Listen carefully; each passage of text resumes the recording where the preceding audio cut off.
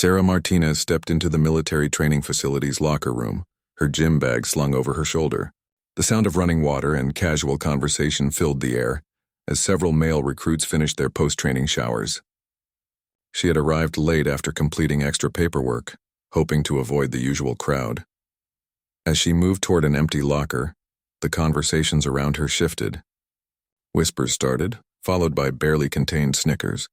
She could feel their eyes following her every move, sizing her up like she didn't belong in this space. "Look what we got here," muttered Jake Peterson, a muscular recruit from Texas who had made it clear from day one that he believed women had no place in elite military units. Another one trying to play soldier. Sarah kept her expression neutral, focusing on organizing her gear. She had heard it all before during her years of service, but it never got easier. The assumption that she was just another hopeful recruit, trying to prove herself in a man's world, followed her everywhere. "I give her 2 weeks before she's crying her way back to whatever desk job she came from," added Marcus Chen, wrapping a towel around his waist. The others laughed, their voices echoing off the tiled walls. Mike Rodriguez, usually the quieter one in the group, joined in with a smirk. "My money's on 1 week. These training exercises aren't like whatever basic training she thinks she completed." Sarah continued unpacking, her movements deliberate and calm. Years of experience had taught her that reacting to such comments only fueled the fire. She had learned to let her performance speak for itself, though it often took time for others to listen. "Hey, sweetheart," Jake called out, his tone dripping with condescension. "You sure you're in the right place? The administrative offices are in the next building over." The group erupted in laughter again, clearly pleased with themselves. Sarah finally looked up, meeting Jake's eyes with a steady gaze that revealed nothing of what she was thinking. "I'm exactly where I need to be," she replied simply, her voice calm and measured. "Right?" Marcus scoffed. "We'll see how confident you are when the real training starts tomorrow."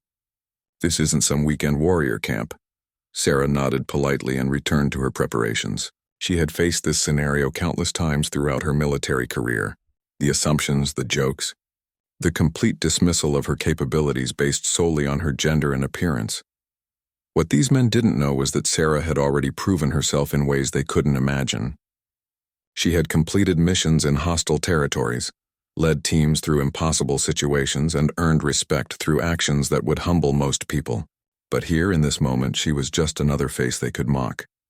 The facility coordinator, Sergeant First Class Williams, entered the locker room to announce the next day's schedule. "Listen up, people. Tomorrow starts the advanced tactical training sequence. This is where we separate the serious candidates from those who are just wasting everyone's time." Jake raised his hand. "Sergeant, what's the deal with mixed groups? Are we supposed to adjust our standards?" Williams looked confused for a moment, then noticed Sarah. His expression didn't change, but something flickered in his eyes that the others missed entirely. "Standards remain exactly the same for everyone, Peterson. No adjustments, no special considerations. You perform or you're out." After Williams left, the mockery continued. "Well, at least she'll get a front row seat to watch how it's really done," Mike said, earning more chuckles from his companions. Sarah finished her preparations in silence, knowing that tomorrow would bring revelations these men weren't prepared for. She had spent years earning her place in the most elite circles of military service, facing challenges that would break most people. As she prepared to leave, Jake made one final comment. "Try not to slow down the rest of us tomorrow, Princess. Some of us actually belong here." Sarah paused at the door, turning back with the same calm expression she had maintained throughout their harassment. "I'll do my best not to disappoint," she said quietly, her words carrying a weight they couldn't yet understand. Walking out into the corridor, Sarah reflected on how many times she had been in similar situations.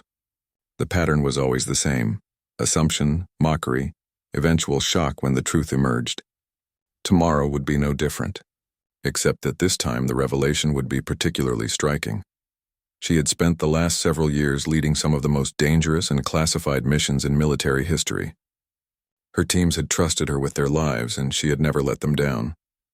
The respect she had earned was hard-fought and well-deserved, but tonight she was just another target for their jokes, another woman they believed didn't belong in their elite world. Tomorrow morning would bring a very different perspective, one that would challenge everything they thought they knew about capability, leadership, and respect. Dawn broke over the training facility as candidates assembled for the first day of advanced tactical exercises. Sarah arrived early, as was her habit, and began her warm-up routine. The morning air was crisp, and she could see her breath as she stretched and prepared for what lay ahead. Jake, Marcus, and Mike arrived together, still joking about the previous evening's encounter. They noticed Sarah immediately and exchanged knowing looks. "Look who's still here," Jake said loud enough for others to hear. "Guess she didn't take the hint yesterday." Other candidates began gathering around the designated assembly area. The group was larger than Sarah had initially realized, consisting of both military personnel and civilian contractors seeking advanced certifications. Most were men, but a few other women were scattered throughout the crowd. Sergeant Williams appeared with a clipboard and whistle, his expression serious as he surveyed the assembled candidates.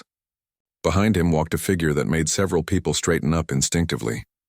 Lieutenant Colonel James Harrison had a reputation that preceded him. A decorated officer known for his no-nonsense approach to training and evaluation. "Ladies and gentlemen," Williams announced, "today begins a 2-week intensive training program designed to test your limits. This is not basic training. This is not a team-building exercise. This will push you beyond what you think you're capable of."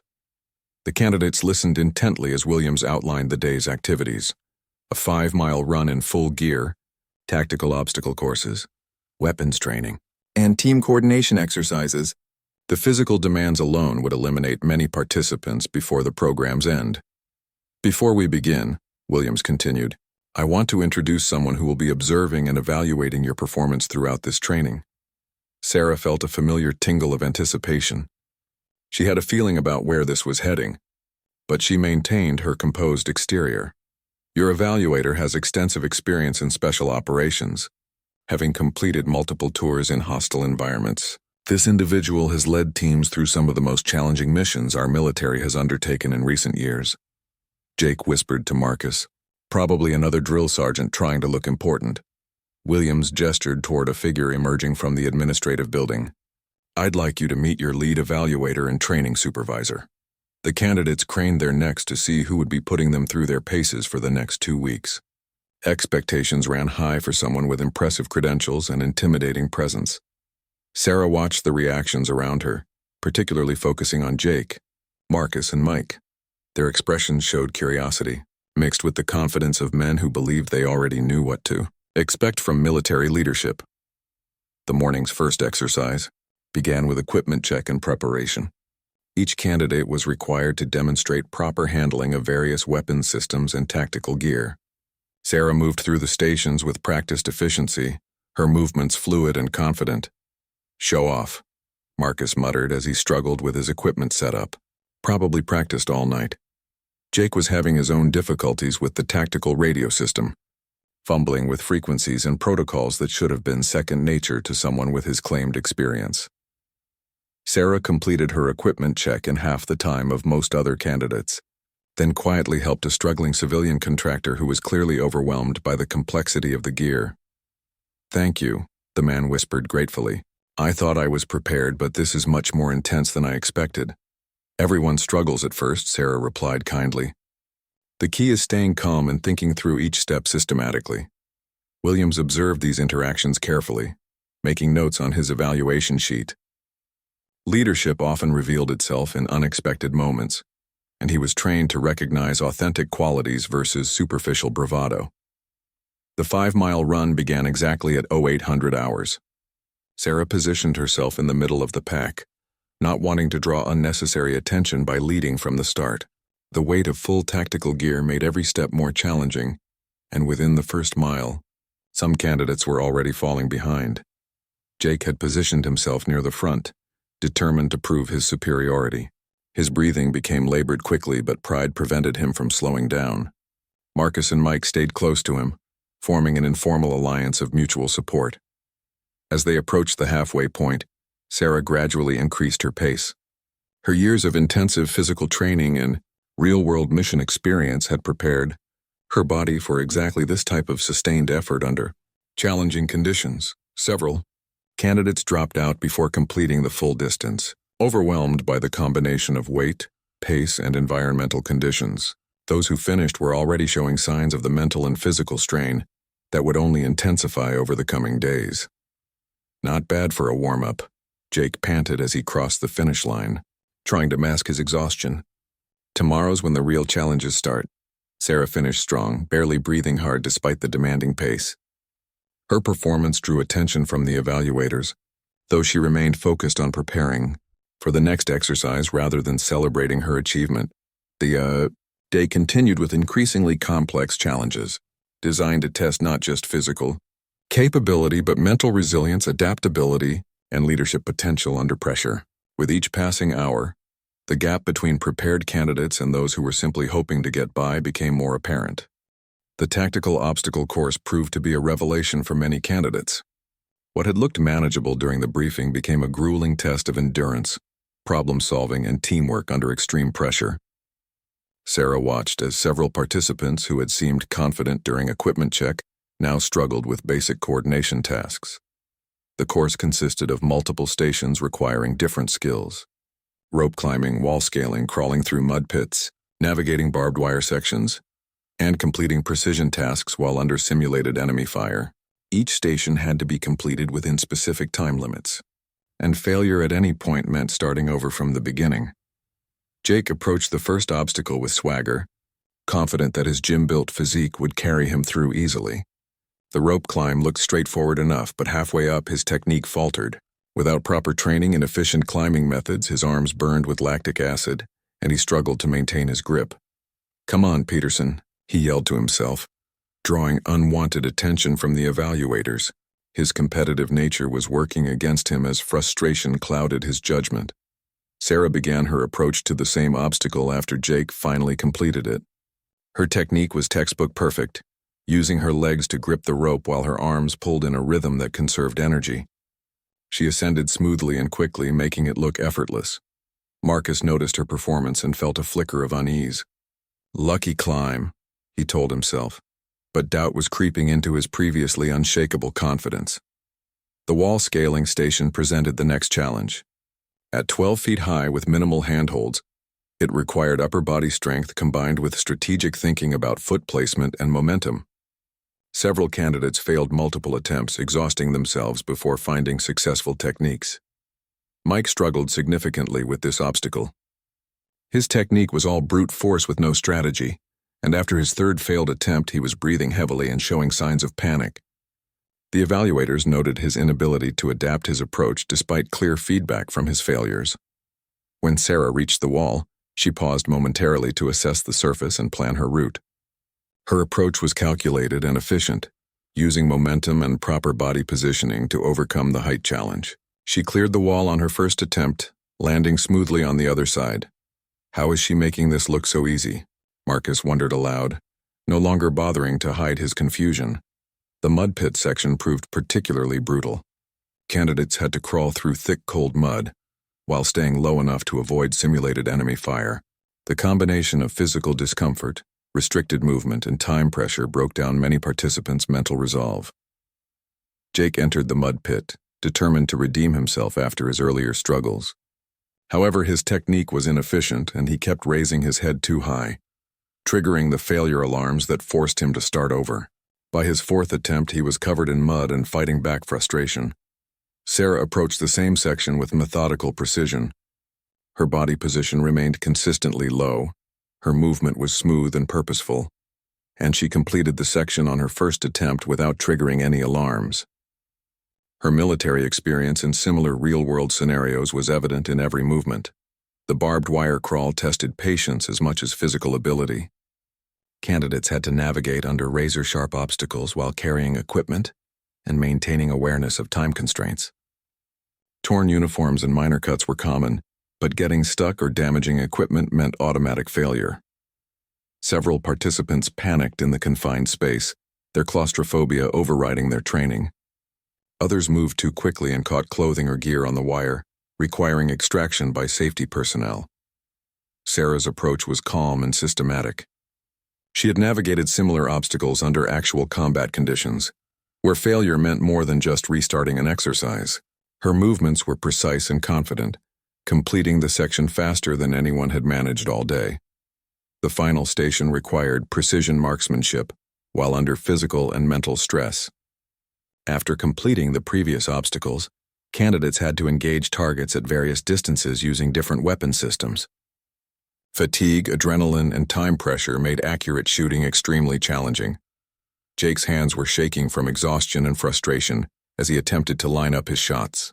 His earlier struggles had affected his confidence, and his marksmanship suffered accordingly. Several shots missed the target entirely, adding penalty time to his already poor performance.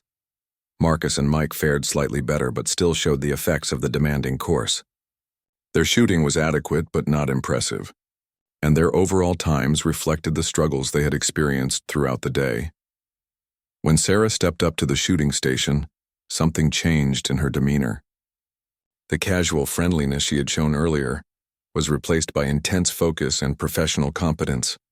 Her stance, grip, and breathing were perfect textbook form. Her first shot hit dead center.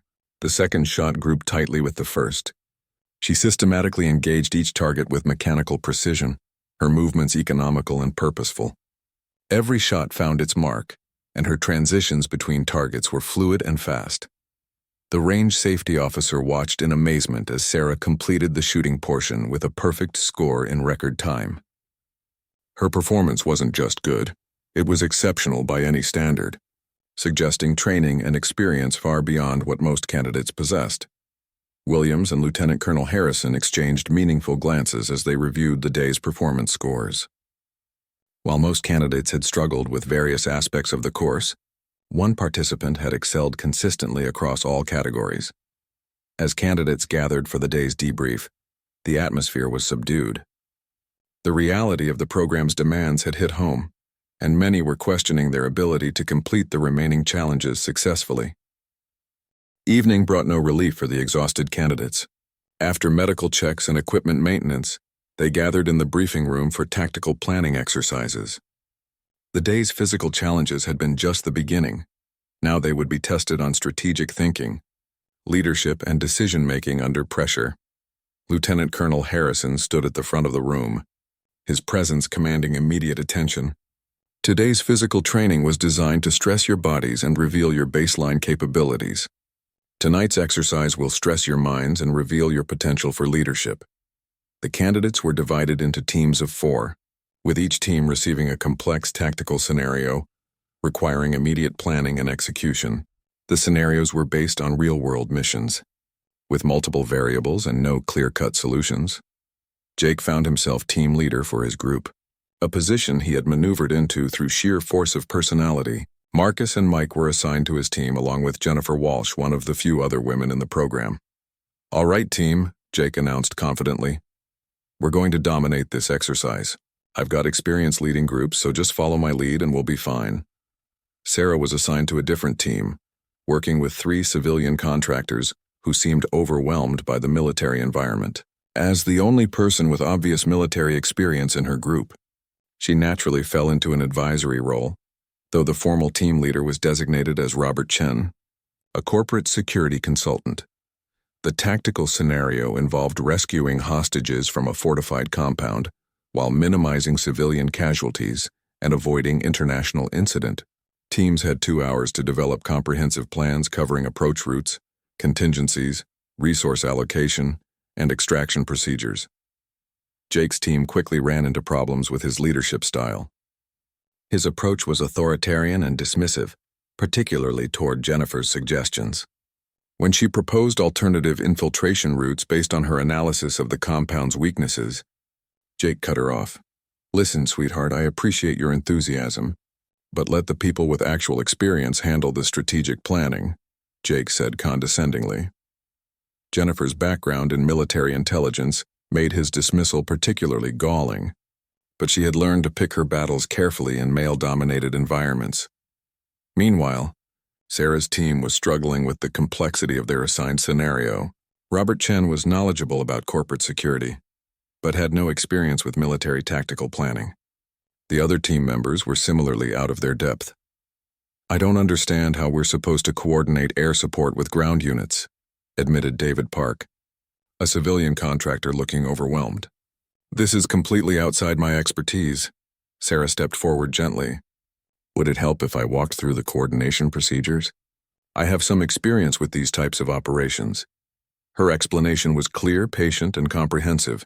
She broke down complex military procedures into understandable components, helping her teammates grasp concepts that would normally require months of training to master. "How do you know all this?" asked Lisa Thompson, another team member who had been struggling with the tactical terminology. "I've been involved in similar planning exercises before," Sarah replied modestly, not elaborating on the extent of her experience. As the planning phase progressed, the differences between the teams became increasingly apparent. Jake's authoritarian approach was creating resentment and reducing his team's effectiveness. His refusal to consider input from teammates meant missing critical details and overlooking obvious solutions.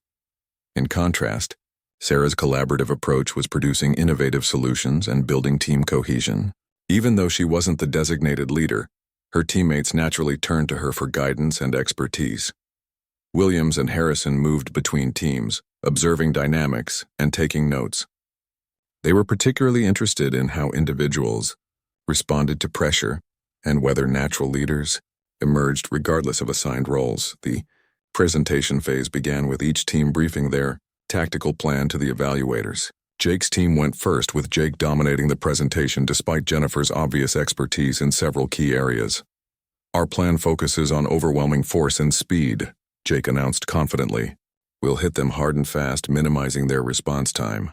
However, when Harrison began asking detailed questions about contingencies and risk mitigation, Jake's plan quickly revealed significant weaknesses. He had failed to consider several critical factors, including civilian evacuation procedures and communication protocols. "What happens if your primary extraction route is compromised?" Harrison asked pointedly. Jake hesitated, realizing he hadn't adequately planned for contingencies. "We'd adapt as necessary," he replied vaguely, earning disapproving looks from the evaluators. Jennifer tried to interject with the contingency plans she had developed, despite Jake's dismissiveness, but he cut her off again. "We've got this handled, thanks." When Sarah's team presented their plan, the difference was immediately apparent. Despite Robert being the designated leader, it was clear that the strategic thinking came from Sarah's expertise. Their plan was comprehensive, well-researched, and accounted for multiple contingencies. "Our approach prioritizes intelligence gathering and careful coordination," Robert explained, reading from notes that reflected Sarah's input. "We've identified 3 primary infiltration routes with backup procedures for each scenario." Harrison's questions became increasingly technical, testing the depth of their planning. Sarah smoothly handled the most complex inquiries, demonstrating understanding that went far beyond theoretical knowledge. "How would you coordinate close air support with ground units in an urban environment?" Harrison asked, a question that had stumped several other teams. Sarah's response was detailed and precise, covering communication protocols, target identification procedures, and risk mitigation strategies with the confidence of someone who had managed such operations in real-world situations. The evaluators exchanged glances again, clearly impressed by the depth and quality of her knowledge. Her responses indicated experience that typically required years of specialized training and actual combat deployment. As the evening concluded, the performance gap between candidates was becoming undeniable. Some had risen to the challenges while others had revealed significant limitations under pressure. In the locker room afterward, Jake was uncharacteristically quiet as he processed the day's events. His confidence had been shaken by his poor performance, though he wasn't ready to admit his limitations publicly. The second week of training began with water operations, the most challenging and dangerous component of the advanced program. The facility's aquatic training complex included diving tanks, underwater obstacle courses, and simulated maritime mission scenarios that would test candidates' limits both physically and mentally. Sarah arrived early for pre-dive briefings, as water operations held special significance in her military background. The other candidates gathered nervously, many having limited experience with underwater tactical training. Jake tried to project confidence despite his obvious anxiety about the water exercises. "How hard can it be?" he told Marcus and Mike. "It's just swimming with some extra equipment." Lieutenant Colonel Harrison addressed the group with unusual seriousness. "Water operations separate the truly elite from everyone else. The margin for error is zero. Panic underwater can be fatal, and hesitation during mission-critical moments can compromise entire operations. The morning began with basic underwater navigation exercises using military diving equipment. Candidates had to demonstrate proficiency with specialized breathing apparatus, underwater communication systems, and navigation tools while maintaining mission focus. Many participants struggled immediately with the psychological aspects of underwater work. The feeling of restricted breathing, limited visibility, and three-dimensional movement proved overwhelming for several candidates who had to be pulled from the water during their first attempts. Jake's gym-built physique worked against him in the water. His muscle mass increased his oxygen consumption, while his technique was inefficient and energy-wasting. Within minutes of his first dive, he was breathing heavily and showing signs of stress. Marcus fared slightly better but still struggled with the coordination required for underwater equipment operation. Simple tasks that seemed straightforward on the surface became exponentially more difficult when performed while managing breathing apparatus and fighting natural buoyancy. Mike's claustrophobia, which hadn't been apparent during previous exercises, emerged dramatically during underwater training. After just a few minutes submerged, he surfaced in a panic state and had to be assisted by safety divers. Sarah entered the water with calm confidence that immediately caught the attention of the dive instructors.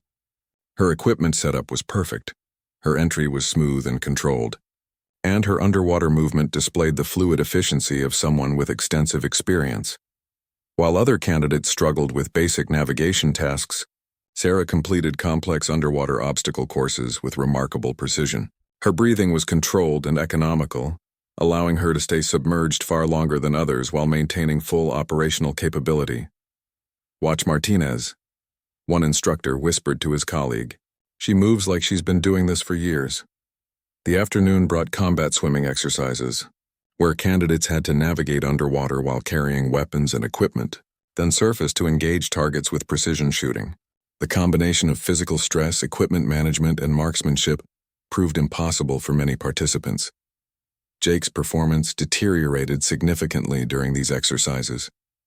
The physical demands of underwater swimming while carrying tactical gear exhausted him quickly, and his shooting accuracy suffered dramatically due to fatigue and stress.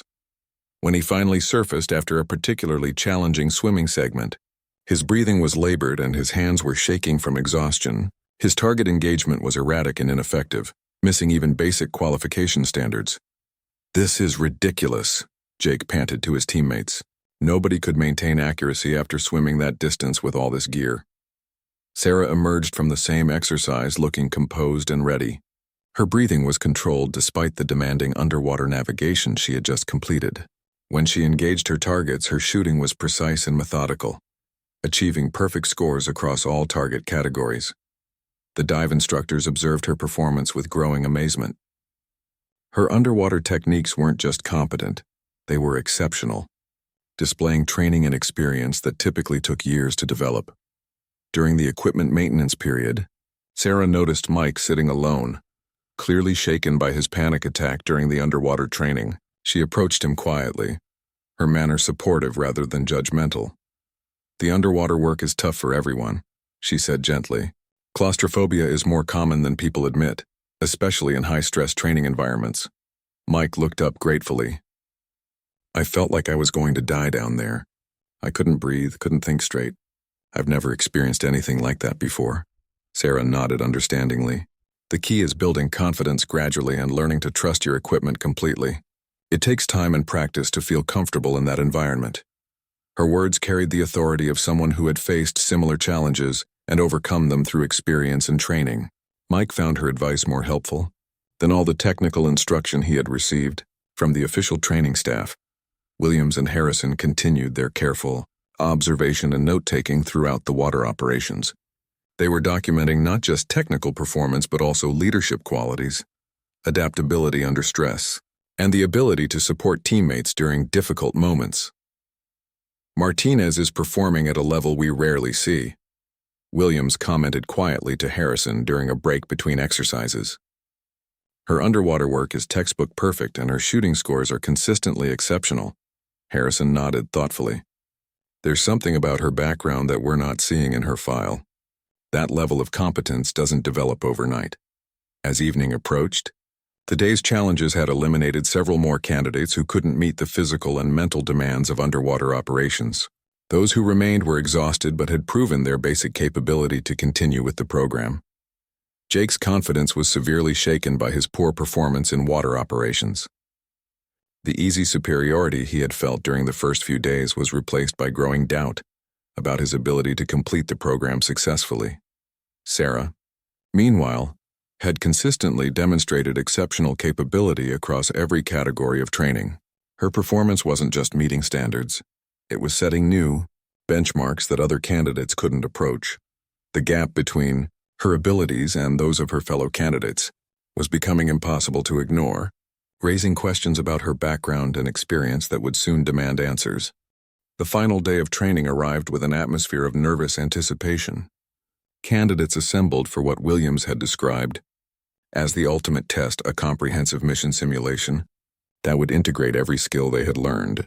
During the 2-week program, Lieutenant Colonel Harrison stood before the remaining candidates, his expression more serious than any of them had seen before. Only 18 of the original 32 participants remained, and the physical and mental toll of the training was evident on every face. Today's exercise will determine who among you has the capability to serve in elite special operations units, Harrison announced. This is not a training exercise. This is a full mission simulation with real-world stakes and consequences. The candidates were briefed on a complex hostage rescue scenario involving multiple hostile targets, civilian populations, and international diplomatic considerations. Success required perfect coordination between air and ground units, precise timing, and flawless execution under extreme pressure.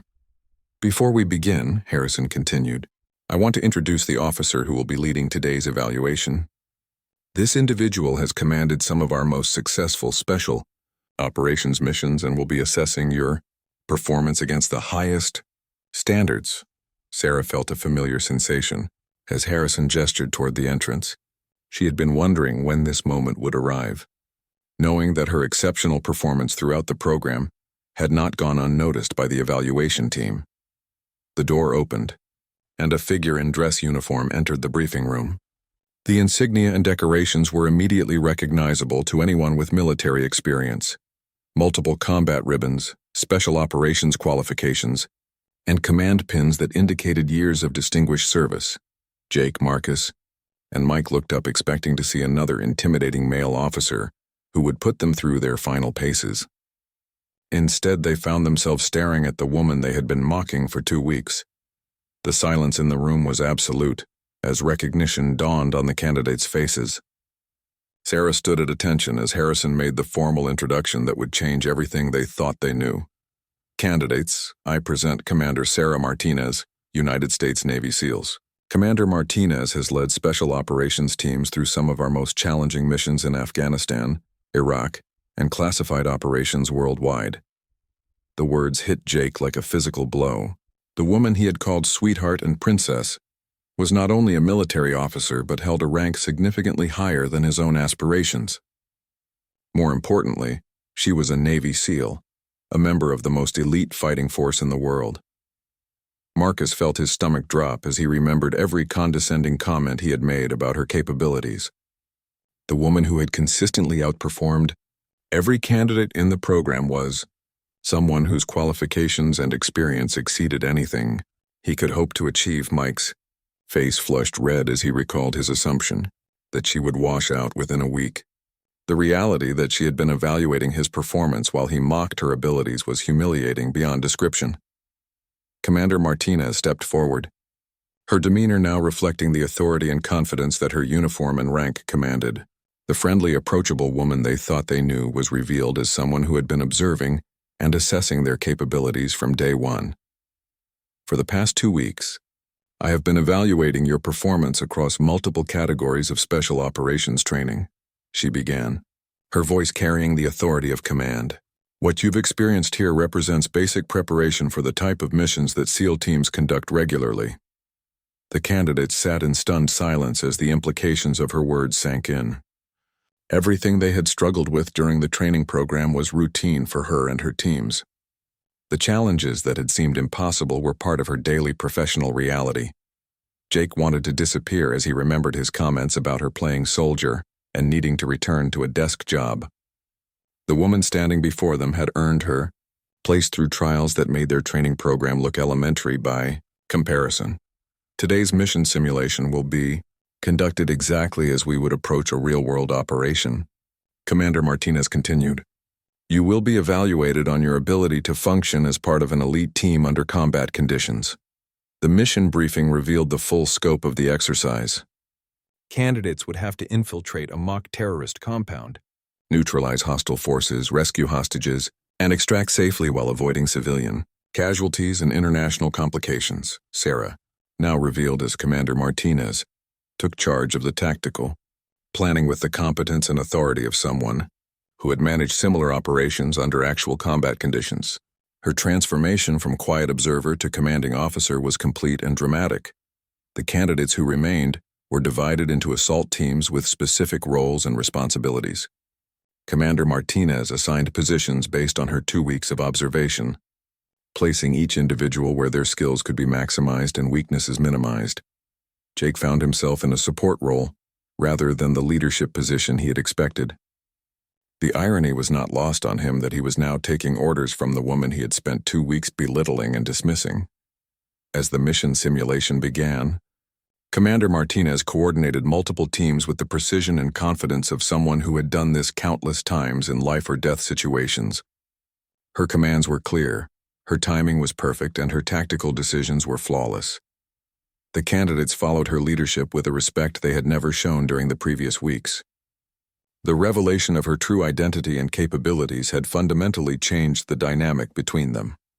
When the exercise concluded successfully, Commander Martinez addressed the group one final time. Her message was clear. Respect had to be earned through performance, not assumed based on appearance or preconceptions. Jake, Marcus, and Mike approached her afterward, humbled and ashamed of their earlier behavior. Her response was professional and gracious, focused on the learning experience rather than recrimination. The military teaches us that assumptions can be dangerous, she told them. Today you learned why we evaluate people based on their actions rather than their appearance. The training program ended with a new understanding of leadership, capability, and respect that would stay with every participant for the rest of their careers. For Commander Martinez, it was just another day serving her country with the distinction and honor that defined her remarkable military service.